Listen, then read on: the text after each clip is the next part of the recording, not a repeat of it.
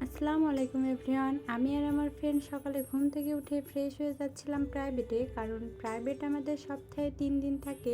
আর আজকে একটু বেশ তাড়াতাড়ি যাওয়া হয়ে গিয়েছিল, তো প্রাইভেট শেষ করে রুমে এসে ভাত তুলে দিচ্ছিলাম, কারণ অনেক বেশি ক্ষুধা লেগেছিল। তো এখানে ভাতটা তুলে দেওয়ার পরে একটু পড়তে বসেছিলাম, কারণ আজকে আবার একসঙ্গে দুটো এক্সাম ছিল। তো পড়াগুলো একটু রিভাইজ দিয়ে এরপরে দুপুরের খাবারটা খেয়ে নিচ্ছিলাম। আর আজকে দুপুরের খাবারে ছিল পটল ভাজি আর মুরগির মাংস রান্না। তো সেগুলো দিয়ে তাড়াহুড়া করে খাচ্ছিলাম, কারণ আজকে আবার আম্মু খাবারও পাঠিয়েছিল আমার এক ভাস্তের কাছে। তো সেগুলো আনতে যেতে হবে। এই যে খাবারটা হাতে পেয়েও গিয়েছি। আর সেদিন বাইরে এত বেশি গরম ছিল আর অনেক বেশি ক্লান্তও লাগছিল। আর খাবারটা আসতে আসতে 1:30 বেজে গিয়েছিল, আর আমার 2টা থেকে আবার এক্সাম ছিল। তো আমি বেশ তাড়াহুড়াই করে সব কিছু নামাচ্ছিলাম আর দেখছিলাম খাবারগুলো নষ্ট হয়েছে কিনা, কারণ আম্মু বেশ সকাল সকালে এই খাবারগুলো পাঠিয়েছিল, কিন্তু আস্তে আস্তে ট্রেন লেট ছিল বিধায় দেরি হয়ে গিয়েছে।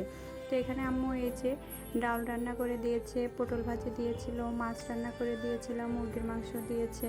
তো সেগুলো ঠিকভাবে রেখে এক্সাম দিতে চলে গিয়েছিলাম। আর এক্সাম দিয়ে এসে এত বেশি টায়ার্ড লাগছিল। এরপরে আমার রুমমেট আবার তরমুজ কেটেছিল, তো সেটাই বসে বসে খাচ্ছিলাম। এরপর রাতের খাবারের জন্য বের করেছিলাম আম্মুর হাতের হাঁসের মাংস রান্না এবং ডাল রান্না। আর আম্মুর হাতের রান্না আমার বরাবরই অনেক বেশি মজা লাগে, সেটা আর নাই বললাম। শুধু যে আমার মার জন্য বলছি তা না, আমার আম্মুর হাতের রান্না যে যে খেয়েছে মোটামুটি সবাই অনেক বেশি প্রশংসা করে। তো রাতে এরপরে আবার একটু বাইরে গিয়েছিলাম টাকা তুলতে, কারণ কাছে 1 টাকাও ছিল না। তো সেগুলোই তুলে রুমে যাচ্ছিলাম। তো এই ছিল আজকের ভিডিও এভরিওয়ান। আল্লাহ হাফেজ।